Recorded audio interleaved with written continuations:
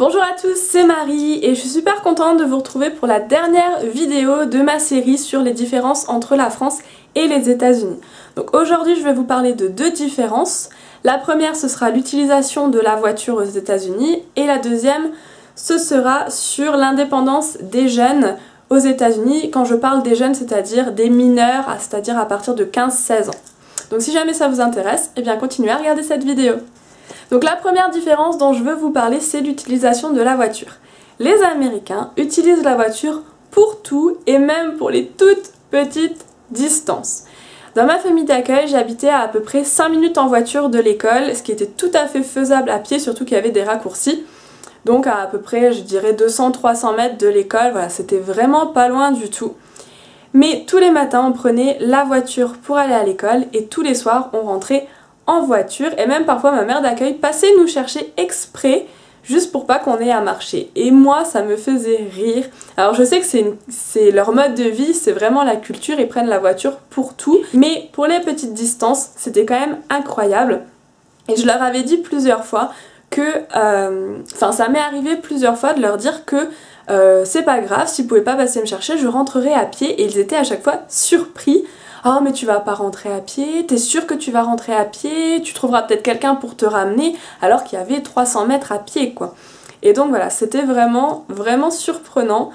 Et on comprend mieux en fait le fait qu'on voit toujours les Américains avec des grosses voitures, c'est un peu le cliché qu'on a, mais en fait c'est parce qu'ils les utilisent pour tout et donc ils aiment bien être confortables, ils aiment bien avoir des belles voitures, mais même pour les plus petites distances, ils les utilisent et c'est assez surprenant. Parce que moi, pour aller chez une copine qui habite dans le même village, j'y vais à pied, voilà, j'ai pas besoin de prendre la voiture, mais eux vont prendre la voiture, même si c'est pour faire 1 kilomètre, quoi. Donc voilà, c'était assez surprenant. L'autre différence dont je voulais vous parler, c'est l'indépendance des jeunes. Donc comme je vous disais, quand je parle des jeunes, je parle des mineurs âgés à peu près de 15 ans à 18 ans. Ils ont leur permis de conduire plus tôt que nous, je crois vers 15 ans. Ils ont l'autorisation de conduire au début accompagné d'un adulte et après tout seul.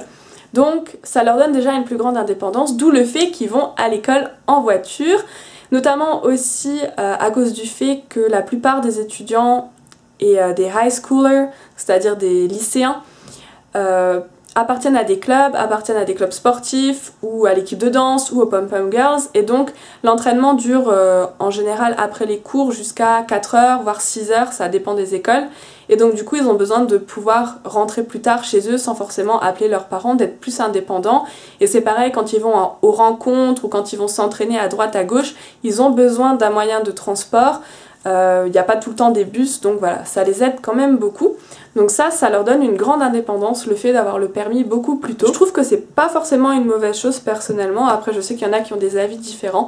Personnellement je trouve que c'est quand même une bonne chose parce que justement ça leur permet de trouver un emploi aussi.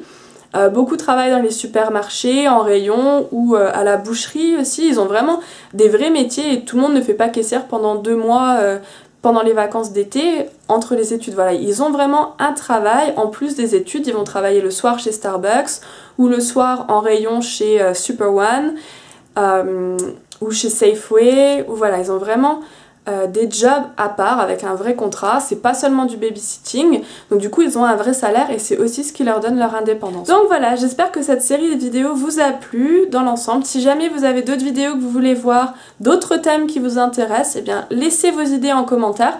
Moi je ferai des recherches et j'essaierai de vous faire une autre série de vidéos sur les thèmes qui vous intéressent et qui vous plaisent.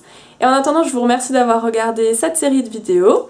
Je vous fais de gros bisous et je vous dis à la semaine prochaine pour une nouvelle vidéo. Bye bye!